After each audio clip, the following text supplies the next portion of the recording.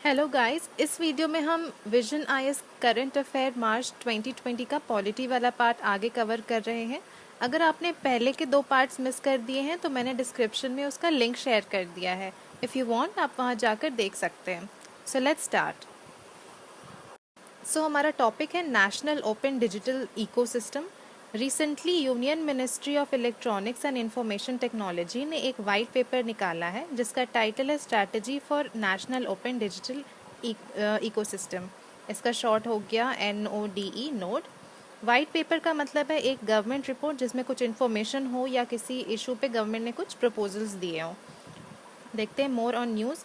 तो अब ये वाइट पेपर कुछ इंपॉर्टेंट चीज़ें बताती है नोड के बारे में। एक इम्पॉर्टेंट चेंज हो रहा है पहले के मुकाबले डिजिटल गवर्नेंस में, या इसको GOV टेक भी बोलते हैं। कुछ प्रिंसिपल्स रखे गए हैं जिसके हेल्प से हम ओपन डिजिटल इकोसिस्टम का फुल पोटेंशियल को यूज़ कर पाएंगे और अच्छे चेंजेस ला पाएंगे सारे सेक्टर्स में। फिर एग्जाम्पल ऑफ GOV टेक 3.0। इसका एग्जाम्पल है UPI platform anchored by national payments cooperation of India NPCI ने चेंजेस लाए हैं फाइनेंशियल सर्विसेज ट्रांजैक्शन में, जो कॉस्ट इफेक्टिव है और ज़्यादा टाइम भी नहीं लेता रियल टाइम पेमेंट में। UPI has given birth to vibrant community of both public and private actors financial services में, जैसे कि mobile wallet payment service providers PSP, जो कि सोल्यूशन लेकर आ रहे हैं M-कॉमर्स में बिल पेमेंट्स को लेकर, या P2P मतलब peer to peer real time payment में। अब ये बॉक्स देखते हैं तो डिजिटाइजेशन 3 स्टेप्स में हो रहा है। पहला बताती हूँ, ऑटोमेशन। इसमें जितने भी पब्लिक रिकॉर्ड्स हैं इन सबको डिजिटाइज करना है। सेकेंड स्टेप है बिल्डिंग सिस्टम्स। इसमें होता है E2E मतलब एंड टू एंड डिजिटाइजेशन। इसमें सर्विसेज जैसे IRCTC है, यहाँ बहुत सारे सर्विसेज प्रोवाइड किए जाते हैं। ऑनलाइन आप ट्रेन की टिकट बुक कर सकते हैं, बुकिंग के बारे में सारी इन्फॉर्मेशन भी ले सकते हैं। ये पहले स्टेप से अलग है। कैसे अलग है? पहले स्टेप में क्या था, ऑटोमेशन में क्या था, जो रिकॉर्ड्स पहले से एग्जिस्ट कर रहे हैं हम बस उसको डिजिटाइज कर रहे थे, बट यहाँ पे ऐसा नहीं है।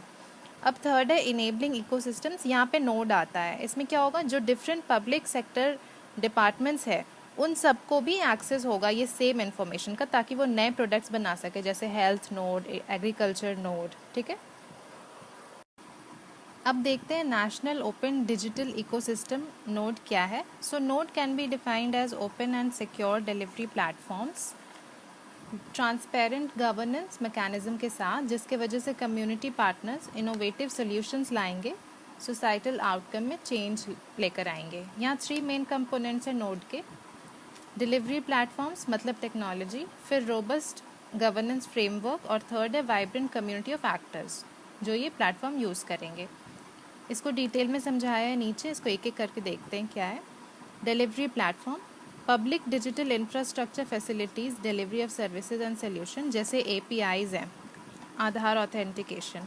फिर डेटा रजिस्ट्री बनानी होगी और उसकी एक्सचेंज कैसे होगा, उसके साथ कंबाइंड एप्लीकेशन प्रोटोकॉल्स, और एक एंड यूज़र सोल्यूशन होगा। एंड यूज़र मतलब जो ये सर्विस यूज़ करेंगे। नेक्स्ट इसके प्रिंसिपल क्या होंगे ये देखते हैं। ओपन एंड इंटरऑपरेबल, रीयूजेबल हो और शेयरेबल होना चाहिए, स्केलेबल होना चाहिए मतलब ज़्यादा से ज़्यादा प्लेस पे ये अप्लाई हो सके। Ensure security and privacy, adopt an agile data driven development method. Second है गवर्नेंस। इसमें है कि ओनरशिप और एक्सेस सबको मिलनी चाहिए, डेटा प्राइवेसी और सिक्योरिटी होनी चाहिए। सस्टेनेबल फाइनेंसिंग मॉडल हो, टैलेंट और एक्सपर्टाइज को यूज़ करना है हमें। Domain specific policies and standards होने चाहिए। इसके प्रिंसिपल्स क्या हैं देखते हैं। Define accountable institution, GEM platform ये कर रहा है और डिपार्टमेंट ऑफ कॉमर्स भी ये कर रहा है, मतलब अकाउंटेबल होना चाहिए। फिर है establish rules of engagement, transparent data governance होनी चाहिए, इंश्योर राइट कैपेबिलिटीज़ हो, adopt suitable financing model. Third है कम्युनिटी। इसमें पब्लिक और प्राइवेट एक्टर्स के साथ मतलब एक साथ सोल्यूशन क्रिएट करने चाहिए। And users providing feedback loop, feedback का फीचर भी होना चाहिए कि जो यूजर्स है वो फीडबैक भी दे सके। प्रिंसिपल्स क्या है, इंक्लूसिवनेस मतलब यूज़र फ्रेंडली हो, फैसिलिटेट पार्टिसिपेटरी डिज़ाइन एंड को creation, drive user and engagement analytics driven and learn, enable grievance redressal ताकि किसी को कोई शिकायत हो तो वो भी सही तरीके से हैंडल हो जाए। अब है बेनिफिट्स ऑफ नोड। पहले सिटीजन्स को क्या बेनिफिट है ये देखते हैं। End user experience, efficiency, reliability of service delivery, easy है, अफोर्डेबल है, फास्ट है, ट्रांसपेरेंट होगा, अकाउंटेबिलिटी भी है और कम लीकेजेस होंगे। गवर्नमेंट बॉडीज़ के लिए कैसे फ़ायदा होगा। Improved ease of operation, increase delivery capacity, transparency, integrity बढ़ जाएगी। डिजिटल इंफ्रास्ट्रक्चर की वजह से इकोनॉमी की सेविंग मिलेगी। डेटा ड्रिवन डिसीजन मेकिंग होगा। एंटरप्रेन्योर्स और बिजनेसेस के लिए क्या फ़ायदा है। न्यू बिजनेस अपॉर्चुनिटीज़ मिलेगी, enhanced ease of doing business. अब ये बॉक्स देख लेते हैं। तो और भी इम्पॉर्टेंट एरियाज़ हैं जहाँ नोड को लाने की बात हो रही है, जैसे टैलेंट, स्किलिंग एंड जॉब। जिसको भी स्किल ट्रेनिंग या जॉब लेनी है उनको ट्रेनिंग इंस्टीट्यूट से कनेक्ट करके उनका इंटरेक्शन हो सकता है। फिर है एग्रीकल्चर, ये फार्मर्स के लिए फ़ायदा होगा। नेक्स्ट है micro, small and medium enterprises में भी यूज़ हो सकता है और पब्लिक सर्विस डिलीवरी में भी यूज़ हो सकता है ये। अब चलते हैं नेक्स्ट टॉपिक पे, world happiness report 2020। Recently world happiness report का 8th एडिशन निकाला गया है by sustainable development solutions network. Findings of the report देखते हैं। तो नंबर 1 पे है फिनलैंड, ये हैप्पीएस्ट कंट्री है और टोटल 156 कंट्रीज़ थे। अब इंडिया कौन से पोजीशन पे है, तो इंडिया 144th पोजीशन पे है, जो कि अच्छी न्यूज़ नहीं है। पहले इंडिया 140 पे था और अब बॉटम 15 में आ चुका है। इंडिया का रैंक हमारे कुछ नेबर से भी नीचे है, जैसे Nepal, Pakistan, Bangladesh, Sri Lanka. According to index, urban rural difference in India was high और peri urban population was happier than urban population. Peri urban मतलब हो गया जो अर्बन एरियाज़ के अराउंड वाला रीजन है।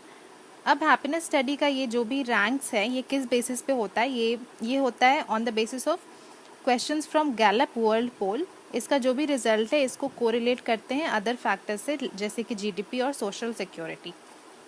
अब हम ये बॉक्स देखते हैं, ये है सस्टेनेबल डेवलपमेंट सॉल्यूशंस नेटवर्क के बारे में। तो ये ऑपरेट कर रहा है 2012 से ही अंडर यूएन सेक्रेटरी जनरल। ये SDSN प्रमोट करता है practical solutions for sustainable development, implementation of sustainable development goals और पेरिस क्लाइमेट अग्रीमेंट को।